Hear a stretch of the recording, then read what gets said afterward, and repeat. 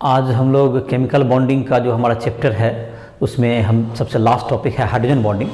आज उसको हम लोग स्टार्ट कर रहे हैं। उसके पहले तुम लोग जो नेक्स्ट वीडियो में देखा, नेक्स्ट लेक्चर में था तुम्हारा मॉलिक्यूलर वेट थ्योरी, उसके पहले वैलेंस बॉन्ड थ्योरी और रेजोनेंस, इन सबों के बारे में देखा। और बाकी जो भी थ्योरीज हैं जो तुम्हारा राइफल ऐप पर प्ले स्टोर से डाउनलोड करके सारे वीडियोज़ तुम देख सकते हो। जितने भी तुम्हारा है वीडियो जो कि हमने अपलोड किया है, सारे वीडियो तुमको इस चैप्टर के भी मिल जाएंगे, अन्य चैप्टर्स के भी दिए हुए हैं। उसमें तुमको नोट्स भी मिल जाएंगे, तुमको जो तुम्हारा नोट्स है फिजिक्स केमिस्ट्री के उसके मिल जाएंगे।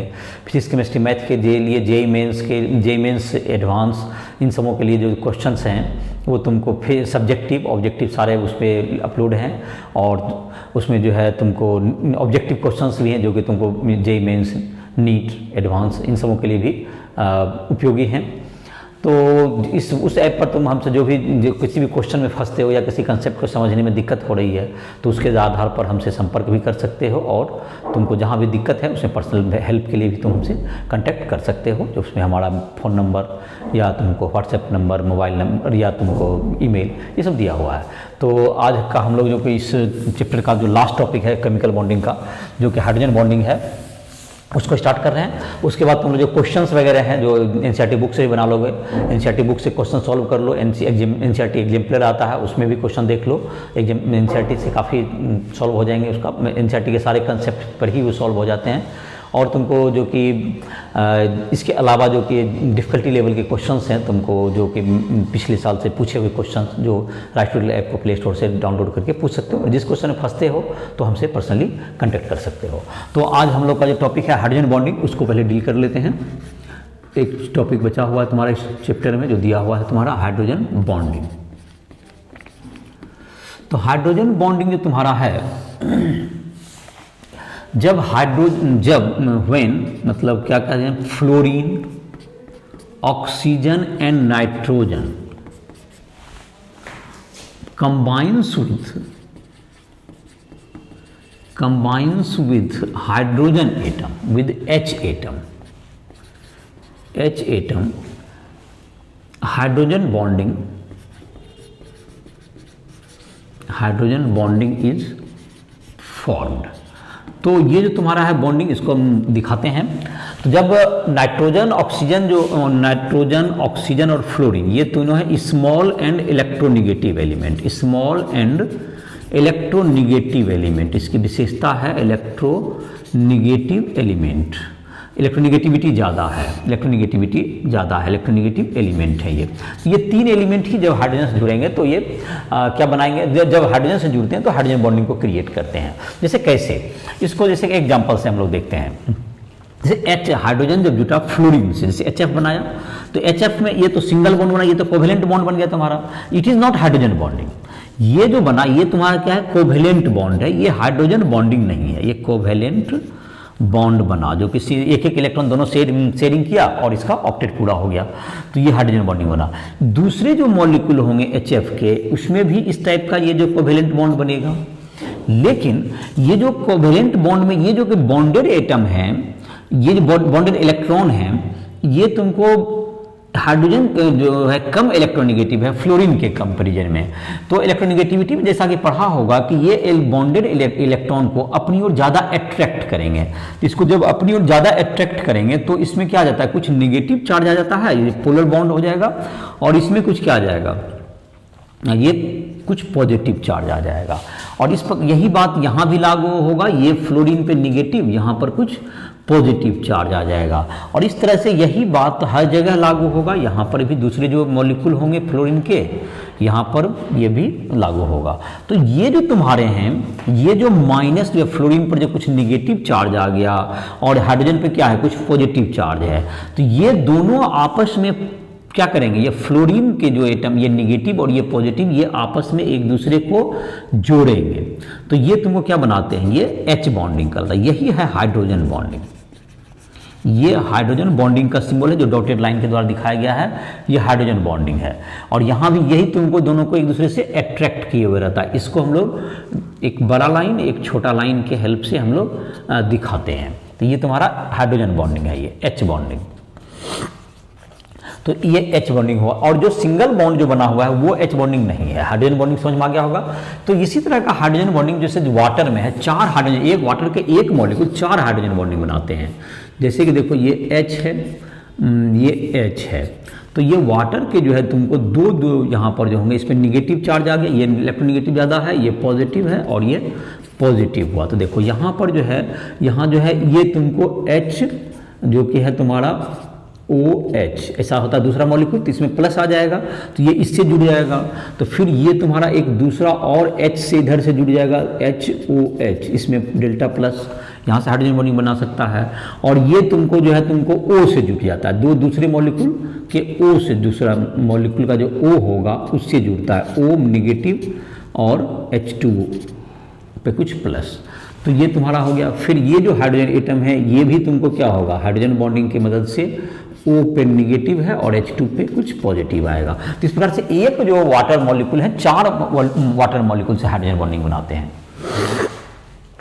इसी तरह से तुमको अमोनिया में पाया जाता है, NH3 जैसे है, NH3 है तुमको अमोनिया, जैसे कि NH2CO NH2, ये तुमको यूरिया जो है तुम्हारा, NH2 का जहाँ बॉन्ड है ये यूरिया का फार्मूला है, नहीं जानते जान लो, ये अमोनिया इसको कहते हैं, अमोनिया।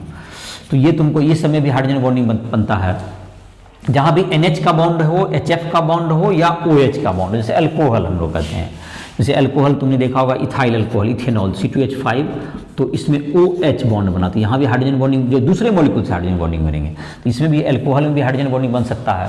तो ये सब मॉलिक्यूल है जहाँ पर कि हाइड्रोजन बॉन्डिंग बनते हैं, जहाँ OH FH या NH का बॉन्ड हो तो वहाँ पर हाइड्रोजन बॉन्डिंग बनते हैं। तो हाइड्रोजन बॉन्डिंग 2 तरह के होते हैं, तो ये तुमको देख लिया होगा, ये 3 एटम ही हाइड्रोजन बॉन्डिंग बनाते हैं, बाकी किसी एटम के साथ हाइड्रोजन बॉन्डिंग नहीं बनता है। तो हाइड्रोजन बॉन्डिंग को 2 टाइप में बांट सकते हैं हम लोग। हाइड्रोजन बॉन्डिंग जो हो गए तुम्हारा, हाइड्रोजन बॉन्डिंग का 2 टाइप्स है, तो इसको मिटा ही देते हैं। हाइड्रोजन बॉन्डिंग का ये तुमको डिफिनेशन वगैरह समझ में आ गया होगा, हाइड्रोजन बॉन्डिंग कैसे बनता है। तो हाइड्रोजन बॉन्डिंग जो है तुमको, हाइड्रोजन बॉन्डिंग के 2 टाइप हैं। तो एक तो होता है तुमको इंटरमॉलिक्यूलर हाइड्रोजन बॉन्डिंग, जो कि एक मॉलिक्यूल से दूसरा मॉलिक्यूल को जोड़ता है, जैसा कि अभी जितना भी हमने जो एग्जांपल दिया वो इंटरमॉलिक्यूलर हाइड्रोजन बॉन्डिंग का ही एग्जांपल था।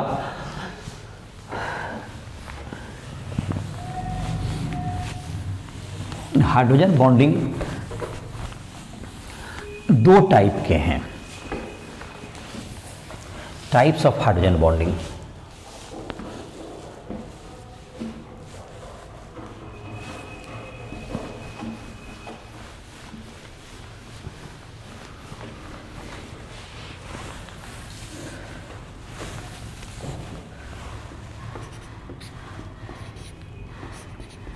Types of hydrogen bonding, hydrogen bonding के क्या क्या टाइप हैं। तो पहला है तुमको intermolecular hydrogen bonding, intermolecular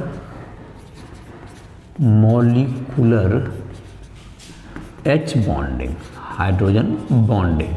intermolecular तो नाम से ही पता है, ये 2 मॉलिक्यूल के बीच में होंगे।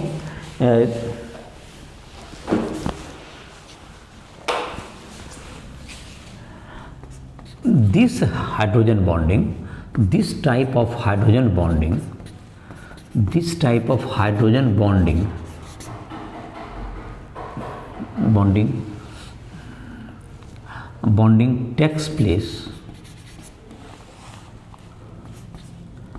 takes place between 2 molecules, मतलब मॉलिक्यूल्स को जोड़ता है, इसलिए इसको intermolecular force, it is a type of intermolecular force, it is a type of intermolecular force, इसलिए कह सकते हैं आप इंटरमॉलिक्यूलर फोर्स का एक टाइप होगा।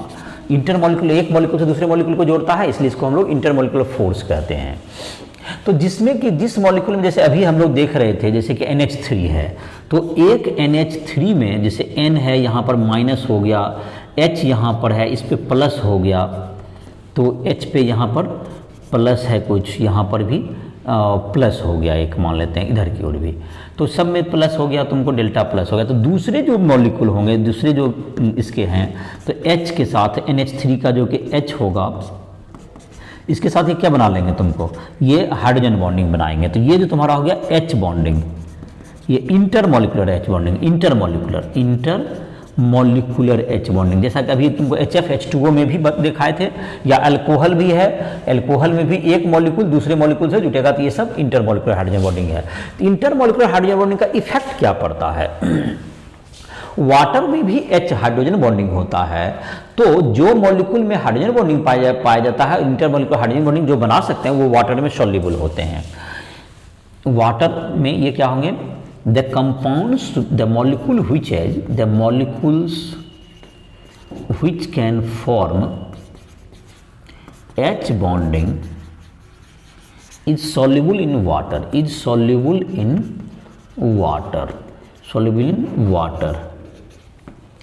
alcohol and sugar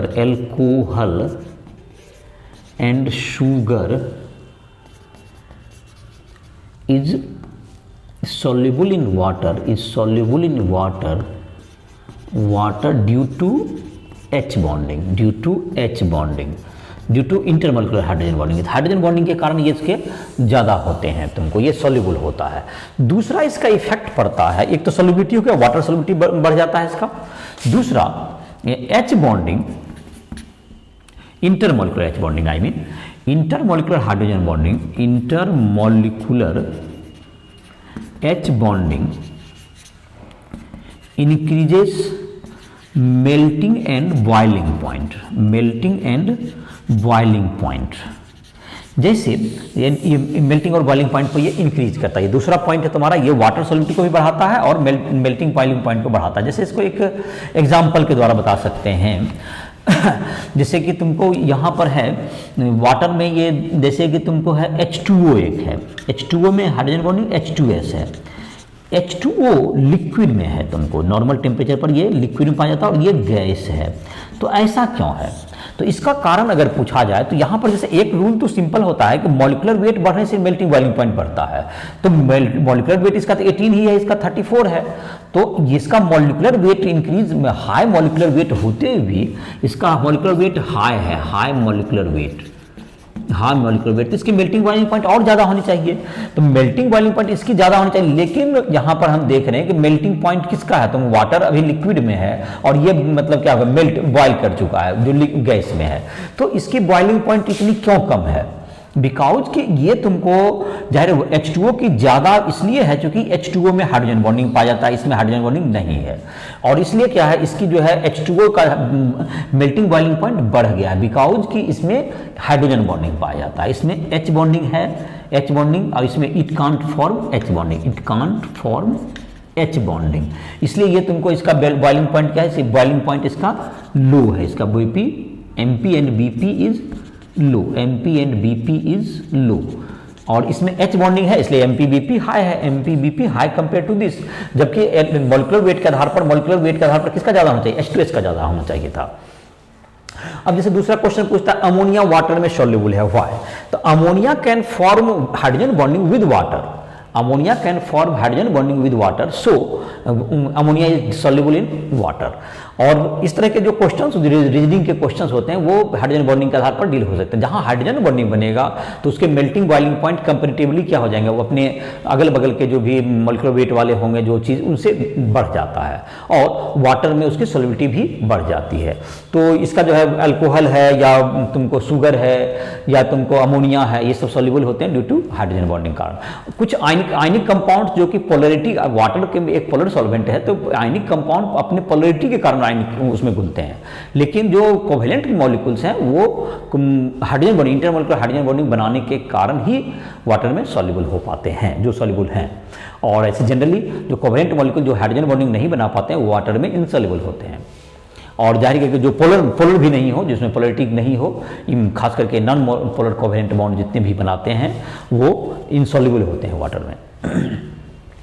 दूसरा टाइप का जो कि इंटरमॉलिक्यूलर हाइड्रोजन बॉन्डिंग था, दूसरा बॉन्डिंग है तुमको intramolecular hydrogen bonding, intramolecular H bonding, intramolecular H bonding within the molecule, H bonding within the molecules, H bonding within the molecules, within a molecule, एक molecule के ही inside में रहेगा, एक molecule के ही इनसाइड में रहेगा। जैसे एक एग्जांपल है इसके लिए ऑर्थोनाइट्रोफिनॉल, जाहिर है कि बेंजीन हो गया, ये तुम्हारा बन रहा है, ये बेंजीन हुआ, बेंजीन में यहाँ पर OH दे दो यहाँ पर, तो फिनॉल इसको कहते हैं हम लोग, इसमें ये माइनस हो जाएगा तो ये तुम्हारा NO2 यहाँ पर नाइट्रो दे दो ऑर्थो पोजिशन पर NO2, तो यहाँ पर जो तुम्हारा बना इन दोनों के बीच में इस H और इस O, इस H और इस O के बीच में क्या बन गया यहाँ पर, ये intramolecular hydrogen bonding, intramolecular H bonding, और इसको चिलेशन भी कहते हैं, इसका दूसरा नाम है CHELATION, चिलेशन। तो चिलेशन बॉन्ड भी इसको कहते हैं। तो ये क्या करता है, ये इंट्रामोलिकुलर हाइड्रोजन बॉन्डिंग जो है ये तुमको ऑर्थोनाइट्रोफिनॉल, इसको ऑर्थो कहते हैं, जो बगल में हो गया ऑर्थो, दो उसके दूर हो गया तो मेटा, उससे अपोजिट चला गया तो यहाँ पे आ जाएगा तो ये पारा कहलाता है। तो पारा वाला में क्या हो गया, ऑर्थोनाइट्रोफिनॉल, ऑर्थोनाइट्रोफिनॉल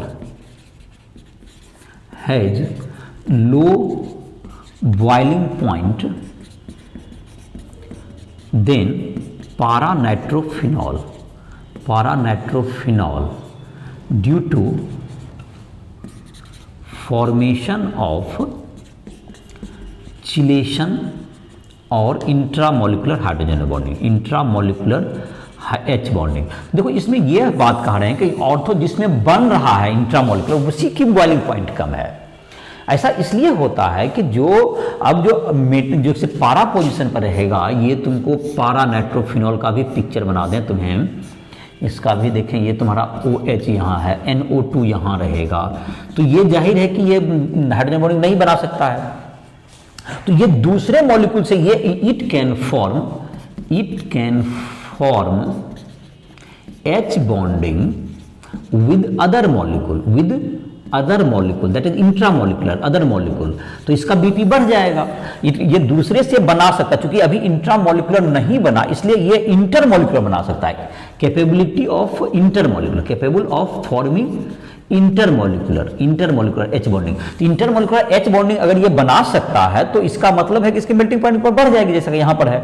और ये चूंकि इंट्रामोलिकुलर बना चुका तो अब दूसरे मॉलिक्यूल से नहीं बना पाएगा। जब दूसरे मॉलिक्यूल से अब नहीं बना पाए तो इसकी बॉइलिंग पॉइंट क्या हो गई, घट गई। तो इंट्रामोलिकुलर बॉइलिंग पॉइंट होने से क्या होगा, इसकी मेल्टिंग बॉइलिंग पॉइंट कम हो जाती है। तो अगर अपने से नहीं बना पाए तो दूसरे जो मॉलिक्यूल होंगे इसके पारा नाइट्रोफिनॉल उसके साथ ये बॉन्ड बना सकता है और इस प्रकार से इसका जो है मेल्टिंग बॉइलिंग पॉइंट ज़्यादा होगा। तो इंटरमोलिकुलर हाइड्रोजन बॉन्डिंग क्या करता है, वाटर सॉल्युबिलिटी को इंक्रीज करता है और उसके मेल्टिंग बॉइलिंग पॉइंट को भी बढ़ाता है। जैसे कि H2O तुमको लिक्विड है, H2S is gas, because H2O can form hydrogen bonding, intermolecular hydrogen bonding, but H2S has high molecular weight. In spite of that, it is gas because it can't form hydrogen bonding. Intermolecular hydrogen bonding ये नहीं बना सकता। Ammonia is soluble in water, why? Because it can form hydrogen bonding with water molecule. तो water के साथ ये hydrogen bonding form कर सकता है, so it is soluble in water. तो इस तरह के जो क्वेश्चंस होंगे, जो हाइड्रोजन बॉन्डिंग के काफ़ी रीजनिंग्स वगैरह क्वेश्चन होते हैं, जहाँ भी OH, NH और FH बॉन्ड हो तो समझो हाइड्रोजन बॉन्डिंग के आधार पर उस रीजन को रीजन देने का कोशिश कर सकते हो। मेल्टिंग बॉइलिंग पॉइंट या वाटर सॉल्युबिलिटी के बारे में पूछा जाए तो इसके आधार पर उसको सोचा जा सकता है। तो ये तुम्हारा ये जो लास्ट टॉपिक था तुम्हारा हाइड्रोजन बॉन्डिंग का, और इसके बाद जो चैप्टर है तुम्हारा जिसका नाम है तुमको स्टेट ऑफ मैटर, उसमें तुम देखोगे कि उसमें तुमको इंटरमोलिकुलर फोर्सेज के बारे में बताया गया, तो उसमें भी हाइड्रोजन बॉन्डिंग दिया गया है। और भी जो इंटरमोलिकुलर फोर्सेज हैं, जैसे लंडन फोर्स है तुम्हारा, डिस्पर्सन फोर्स भी जिसको कहते हैं हम लोग, जो वेंडर वाल फोर्स के अंतर्गत आते हैं, dipole interaction, dipole induced dipole interaction, और तुमको जो कि तुम्हारा हाइड्रोजन बॉन्डिंग, ये सब इंटरमोलिकुलर फोर्स की चर्चा की। जो कि इंटरमोलिकुलर फोर्स के बारे में जानता हो, जिसका स्ट्रॉन्गर होता है उसकी मेल्टिंग बॉइलिंग पॉइंट ज़्यादा होती है, तो उसकी चर्चा उसमें भी की गई है। और इसी के ये तुम्हारा जो है चैप्टर का ये तुमको लास्ट जो कंसेप्ट का लेक्चर था। इसके बाद जिस क्वेश्चन में भी तुम्हें दिक्कत हो, जहाँ भी तुमको समझने में दिक्कत, NCERT के प्रॉब्लम को बनाने का पहले कोशिश करो, उसमें बनाने के बाद एग्जाम्पल को के ऑब्जेक्टिव भी उसमें वगैरह दिए हुए हैं, उसको सॉल्व करो। जिस क्वेश्चन में भी तुमको बनाने में समझने में दिक्कत हो रही है, जहाँ भी किसी भी कंसेप्ट को समझने में दिक्कत है, किसी भी प्रश्न में फंस रहे हो, फिजिक्स हो, केमिस्ट्री हो, मैथ हो, तुम हमसे राजफल ऐप के माध्यम से संपर्क कर सकते हो। तुम्हें पर्सनल हेल्प की ज़रूरत पड़ेगी, जहाँ भी दिक्कत होगी उसका मदद की जाएगी। और इसी के साथ इस लेक्चर को समाप्त कर रहे हैं। ओके।